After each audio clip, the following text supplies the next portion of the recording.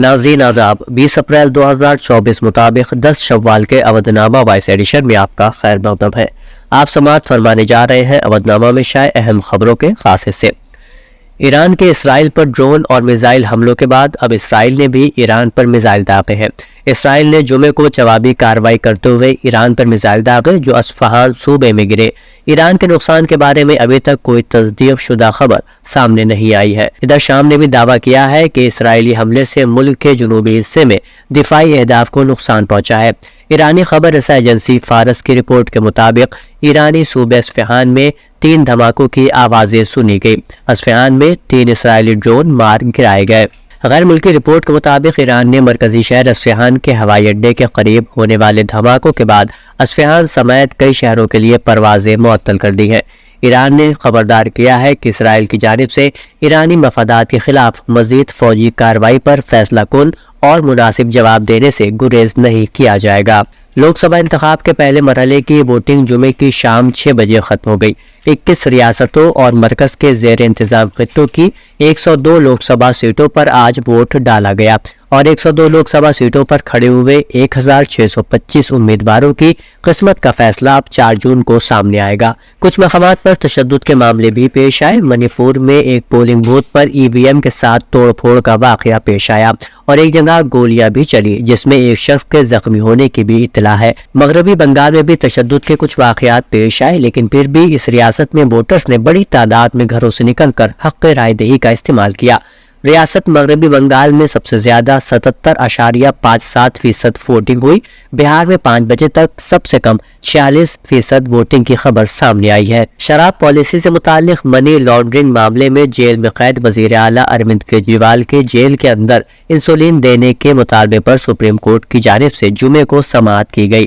عدالت نے کیجریوال کی عرضی پر فیصلہ پیر تک محفوظ رکھ لیا۔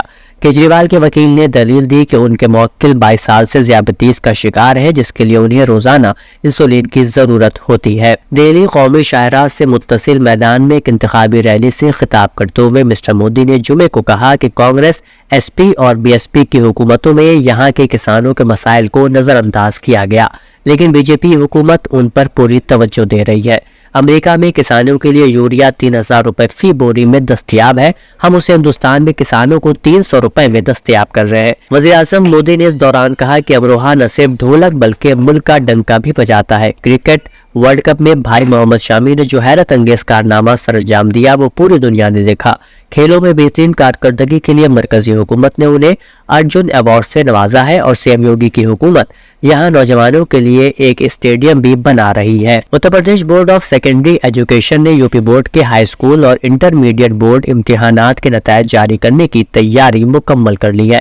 ثانوی تعلیمی کونسل کے سیکریٹری نے ایک پریس ریلیز کے ذریعے بتایا کہ سال 2024 کے ہائی اسکول اور انٹرمیڈیٹ امتحان کا نتیجہ 20 اپریل 2024 کو ثانوی تعلیمی کونسل ہیڈ کوارٹر پریاگ راج سے دوپہر 2 بجے اعلان کیا جائے گا۔ لوک سبھا انتخابات کے پہلے مرحلے کی ووٹنگ کے دوران سماجوادی پارٹی کے سربراہ اکھلیش یادو نے BJP پر سخت حملہ کیا ہے۔ Social media platform X پر پوسٹ کرتے ہوئے انہوں نے پہلے مرحلے کے انتخابات کو BJP کے لیے فلاپ شو قرار دیا ہے۔ اکھلیش یادو نے لکھا ہے کہ BJP کا پہلے دن پہلا شو فلاپ ہو گیا۔ اکھلیش یادو نے اپنی پوسٹ میں مزید لکھا ہے کہ اب عوام کو BJP والوں کی نہ اداکاری پسند آ رہی ہے، نہ کہانی اور نہ ہی گھسے پیٹے ڈائلاگ۔ ملک کے باشعور لوگوں کو اپنے نئے مستقبل کا انتخاب کرنے کے لیے پیشگی مبارکباد۔ اتر پردیش کے نائب وزیر اعلیٰ برجیش پاٹھک نے کہا کہ انتخابات کے پہلے مرحلے میں ووٹنگ کے رجحانات بتا رہے ہیں کہ بھارتی جنتا پارٹی ایک بار پھر بھاری اکثریت کے ساتھ واپسی کرنے جا رہی ہے۔ BJP کے ریاستی ہیڈ کوارٹر میں صحافیوں سے بات کرتے ہوئے انہوں نے دعویٰ کیا کہ BJP پہلے مرحلے میں تمام 8 سیٹوں پر بھاری مارجن سے جیت رہی ہے۔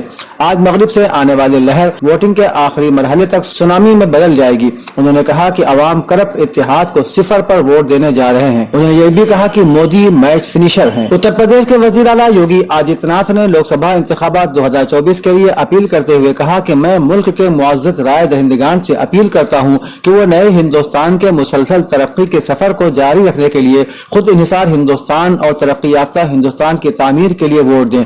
پہلے مرحلے کی ووٹنگ سے پہلے SP सदर अखिलेश यादव ने भी आवाम से अपील की। उन्होंने सोशल मीडिया साइट एक्स पर लिखा कि लोगों को अपने रोशन मुस्तकबिल के लिए अपना वोट जरूर देना चाहिए।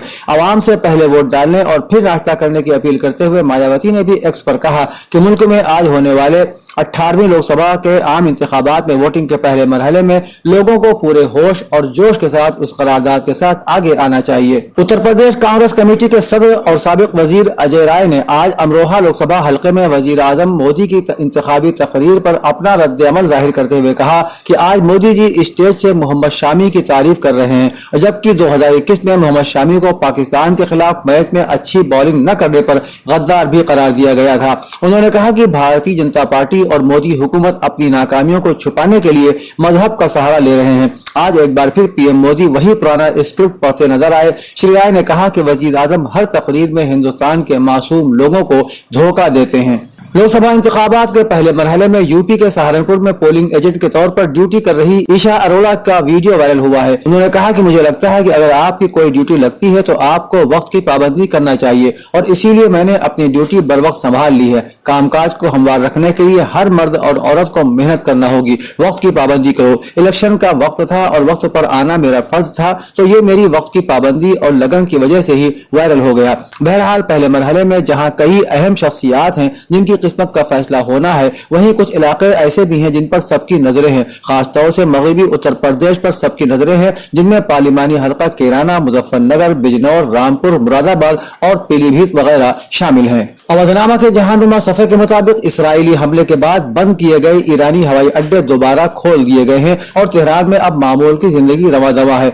आलमी रहनुमाओं का कहना है कि खित्ते में कशीदगी को बढ़ने से रोका जाए। ईरानी हुक्काम ने धमाकों की इत्तलाआत के बाद इब्तिदाई तौर पर तेहरान, शिराज और अस्फहान के हवाई अड्डों को बंद कर दिया था, लेकिन अब ये दोबारा काम करते नजर आ रहे हैं। US federal aviation administration database के डेटा से जाहिर होता है कि हवाई अड्डे और फजाई हुदूद दोबारा पूरी तरह से खोल दिए गए हैं।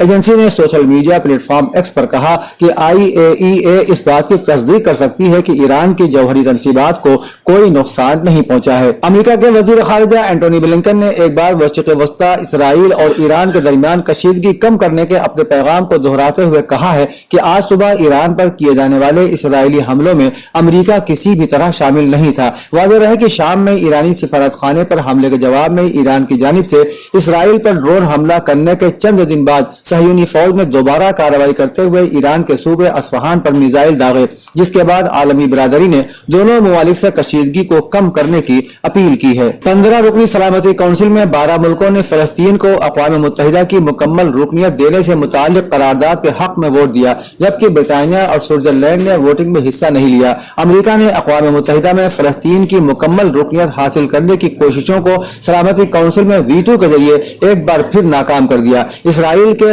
इस अहम इत्तेहादी की तरफ से इस इक़दाम का खदशा पहले से ही जाहिर किया जा रहा था।